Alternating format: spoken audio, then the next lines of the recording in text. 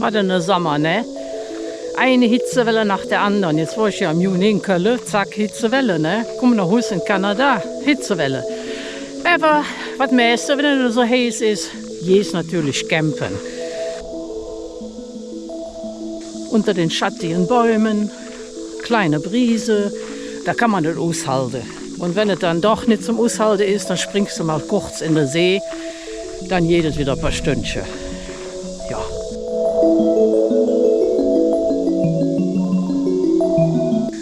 Ich bin nämlich wieder in der Pinerie. Ich finde, das ist einer der schönsten Parks in Ontario. Und der ist so groß. Der ist so groß wie Luxemburg. Mindestens, wenn nicht zweimal so groß. Ja, Nies, was erzählst du für eine Kappes? Der Pinerie ist über 25 Quadratkilometer groß. Da passt Luxemburg nicht nur zweimal, sondern ganze 25 Mal rein. Ja, das ist unsere Campsite. Die ist riesig groß. Der nächste Nachbar ist 50 Meter entfernt. Hier haben wir unser Zelt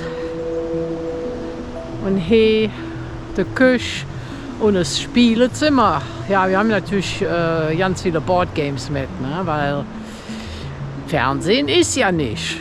Ja. Und hier an der Feuerstelle, da machen wir uns gleich ein schönes, gemütliches Feuerchen und genießen den Abend.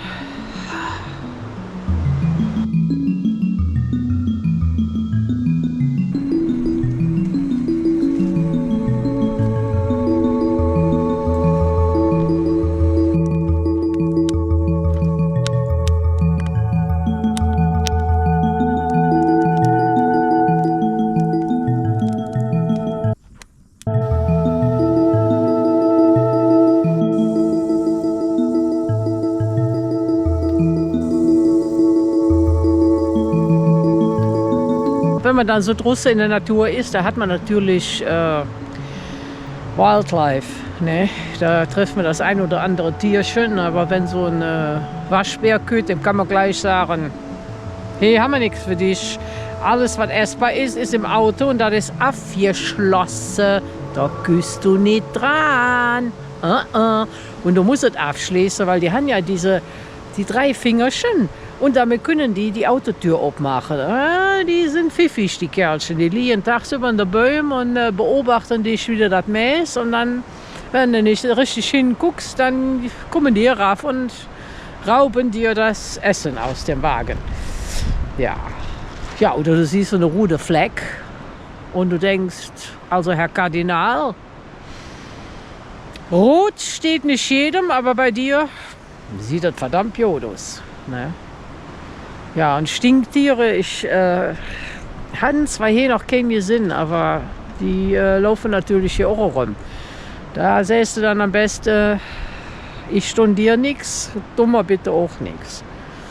Dann hat der Wald hier wilde Truthähne und Rehe, ungefähr 150 Rehe, von denen ich auch noch keins gesehen habe, aber ich weiß, dass sie gibt, weil ich habe das hier drüben schon gesehen, von denen oben Weg. Die hatten vor ungefähr 20 Jahren die viel zu viel Rehe, über 1000. Und der Park ist jetzt für kanadische Verhältnisse nicht groß. Ne? Und die 1000 Rehe, die haben hier alles leer gefressen. Ne? Die essen ja alles, was grün ist. Und der ganze Boden war kahl. Es gab keine Wildblumen mehr, es gab keine Sträucher mehr. Es war alles weg. Und dann haben die gesagt, oh, das ist schlecht. Da müssen wir jetzt tun. Dann haben sie die Jäger eingeladen. Und die Jäger vom indogenen Tribe hier. Und die haben dann die Zahl der Rehe auf einen Betrag runtergejagt, den der Park hier vertragen kann. Ne? Jetzt dürfen die Ureinwohner jeden Herbst hier hinkommen und ihre Jagdriten praktizieren.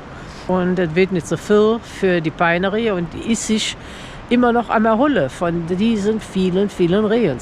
So ein Sträuchchen, das wächst ja nicht besonders schnell. Und die Wildblumen, die haben auch eine Zeit lang gedauert, bis die wieder am Blühen waren. Das Einzige, was hier gedeiht wie Unkraut, ist das Giftefeu. Da habe ich euch ja schon öfter drüber verzahlt. Ne? Das ist,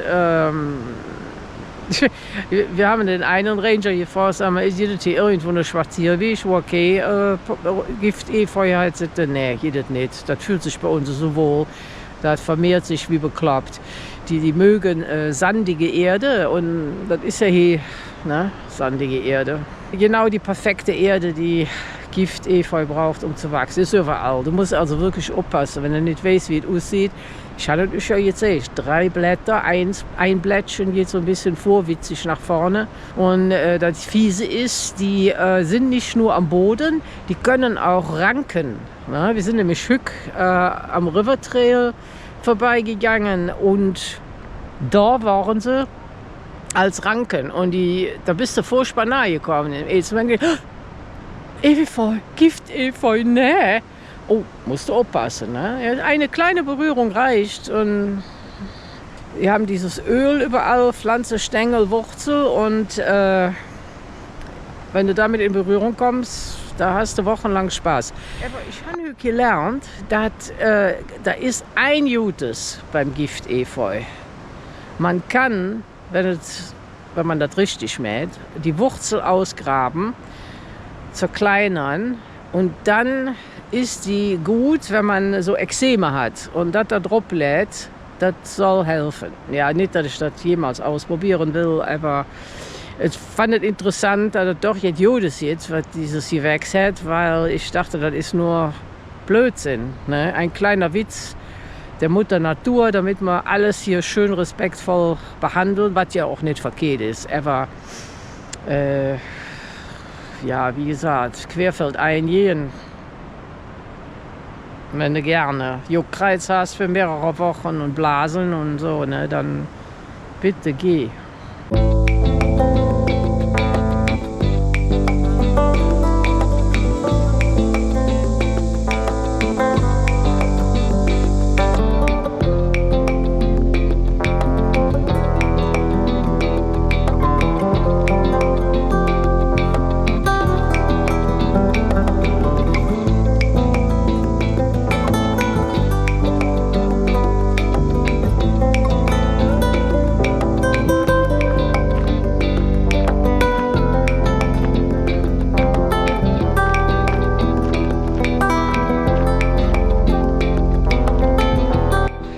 Ich weiß nicht, wie die das hier machen, aber jeder Spazierweg sieht total anders aus.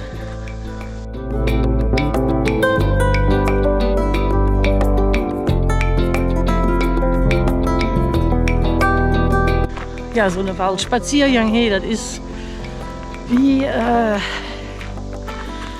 wärst du im Feenreich. Ja, oder in so einem verwunschenen Wald.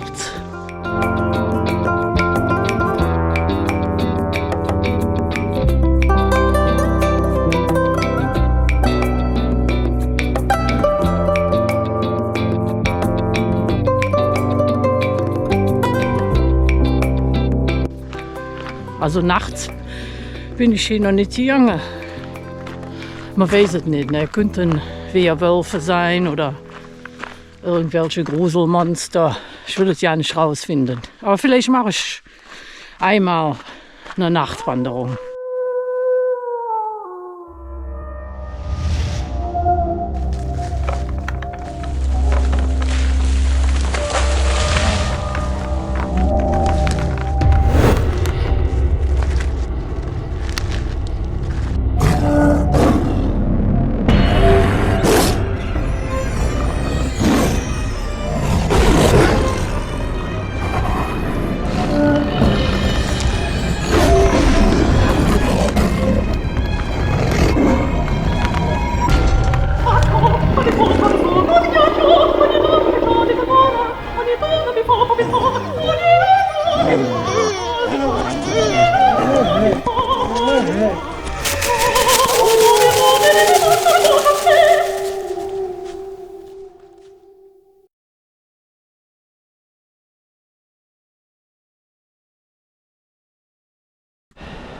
Es gibt doch nichts Schöneres, als im Wald aufzuwachen mit einem schönen Tässchen Kaffee und einem gemütlichen Morgenfeuer. Wunderbar.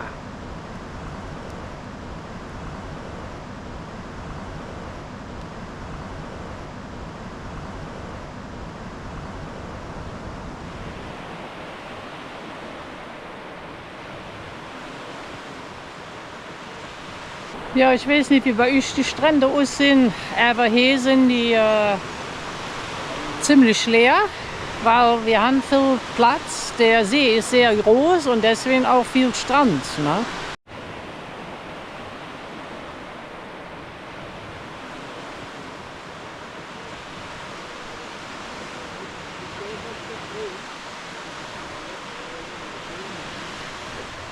Natürlich ist Camping nicht für jedermann, das verstehe ich auch. Denn außer den niedlichen Tierchen gibt es ja auch noch andere, wie zum Beispiel Mücken. Ne? Da hört der Spaß aber auf. Oder was wir hier auch haben, Blackflies, also schwarze Fliegen.